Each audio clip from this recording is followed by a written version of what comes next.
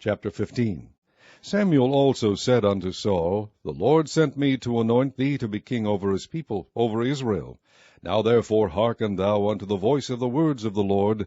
Thus saith the Lord of hosts, I remember that which Amalek did to Israel, how he laid want for him in the way, when he came up from Egypt. Now go and smite Amalek, and utterly destroy all that they have, and spare them not, but slay both man and woman, infant and suckling, ox and sheep, camel and ass.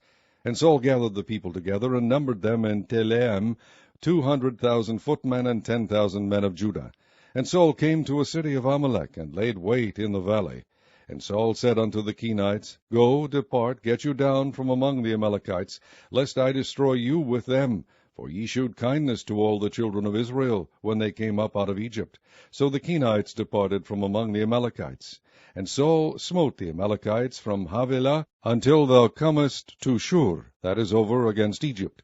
And he took Agag the king of the Amalekites alive, and utterly destroyed all the people with the edge of the sword. But Saul and the people spared Agag, and the best of the sheep, and of the oxen, and of the fatlings, and the lambs, and all that was good, and would not utterly destroy them, but everything that was vile and refuse, that they destroyed utterly. Then came the word of the Lord unto Samuel, saying, It repenteth me that I have set up Saul to be king, for he is turned back from following me, and hath not performed my commandments.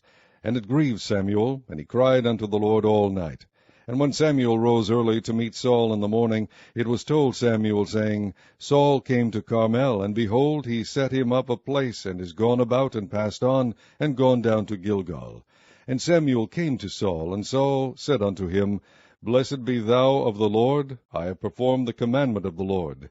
And Samuel said, What meaneth then this bleating of the sheep in mine ears, and the lowing of the oxen which I hear? And Saul said, They have brought them from the Amalekites, for the people spared the best of the sheep and of the oxen, to sacrifice unto the Lord thy God, and the rest we have utterly destroyed.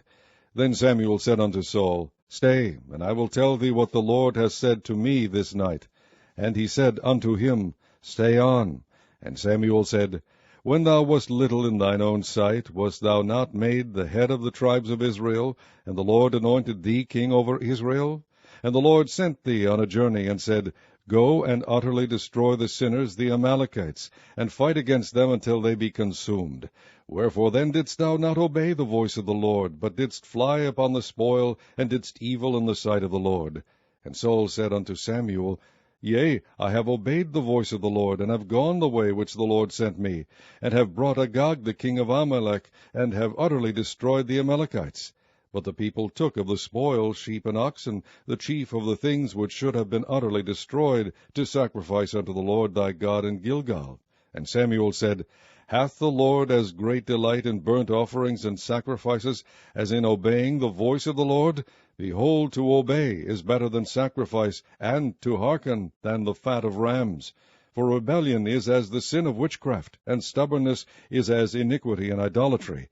Because thou hast rejected the word of the Lord, he hath also rejected thee from being king. And Saul said unto Samuel, I have sinned, for I have transgressed the commandment of the Lord, and thy words, because I feared the people, and obeyed their voice. Now therefore, I pray thee, pardon my sin, and turn again with me, that I may worship the Lord.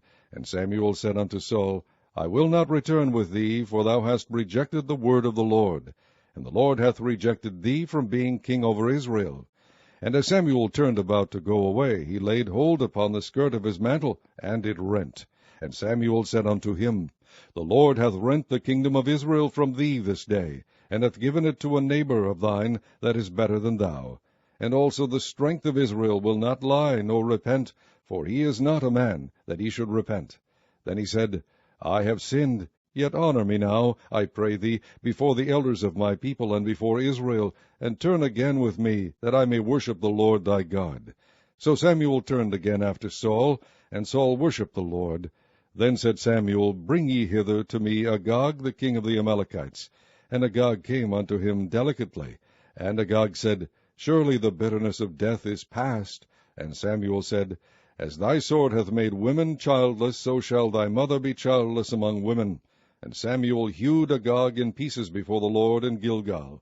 Then Samuel went to Ramah, and Saul went up to his house to Gibeah of Saul. And Samuel came no more to see Saul until the day of his death. Nevertheless Samuel mourned for Saul, and the Lord repented that he had made Saul king over Israel.